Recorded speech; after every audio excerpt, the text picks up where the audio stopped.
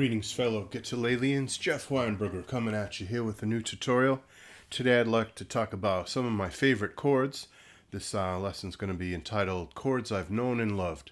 So some of my favorite chords tend to involve color tones. They tend to be pretty normal everyday chords, meat and potato stuff, but with a extra spicy note added to them to make them cool.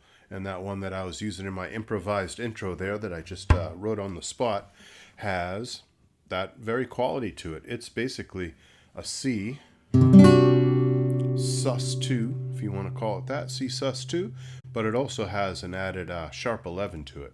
So C sus2 sharp 11, very fancy name for a not so hard chord. This chord, if I put it up to the camera here so you can see it, ain't that hard. I'm sure you've played that before, you just might not have known exactly what the name of it was, but I'll describe it to you as frets. So you don't play anything on your low E string, so it's X. But then it goes 3, 0, 0, 3, 2.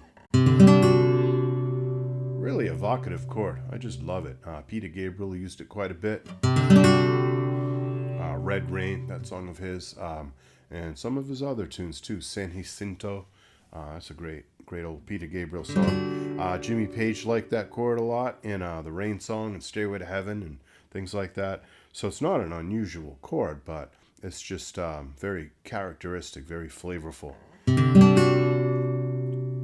So you could think of it as just a C something if you want, but a C with some extra spice in it.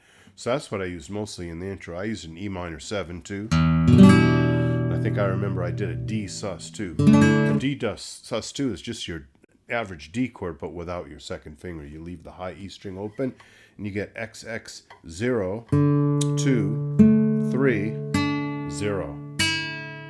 Nice chord. It's a little ambiguous because it does not have a third in it. It doesn't tell you whether it's major or minor. It's neither of those. Sus2. So C sus2 sharp 11. One of my favorite chords that I've known and loved over the years. One of my go-to chords. Alright, here's a quick list of some others that I got for you. There's one called B flat major 7 sharp 11. Very fancy name, I know. Sort of intimidating, but ain't that hard to play. What you do is you play the 6th fret of your 6th string. It's the note B flat. You, with your first finger, bar the 5th fret on the D, G, and B strings. And there you have it. B flat major 7 sharp 11. You could also call that a C over B flat or C slash B flat. It's a C triad with B flat as the bass note.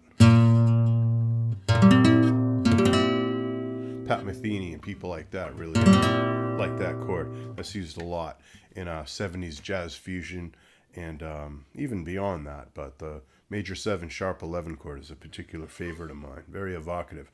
Real nice replacement for plain old major 7. Here's a B flat major 7.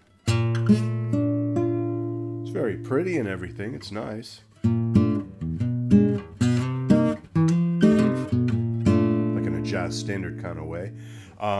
But major 7 sharp 11, more modern, more impressionistic, kind of cool chord. So that's another one of my favorites. The 6-9 chord is really cool. That's like used a lot in bossa. And this is C6-9. It goes X 3 2 2 3 3. You got to do a lot of barring there. You bar 2 strings with your first finger, and then if you want, you can bar 2 strings with your third finger, or use 2 separate fingers, as I'm doing right now.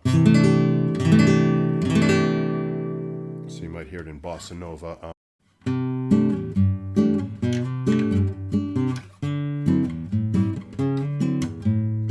That sort of thing, like Antonio Carlos Jobim, bossa nova. It's also a good chord to end a Western swing tune on. If you have a Western swing kind of tune going along there, you might go...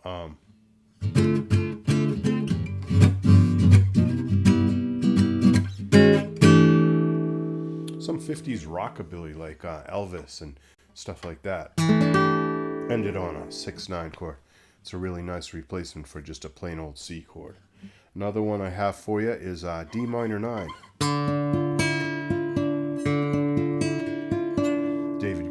Pink Floyd used that one quite a bit. He would use that in conjunction with this B flat chord, like. Pat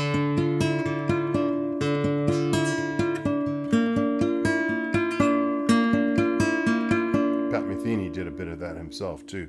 So D minor would be XX0760. It's D minor 9, and then that B flat chord, B flat major 7 sharp 11, would be XX8760. So those two chords together.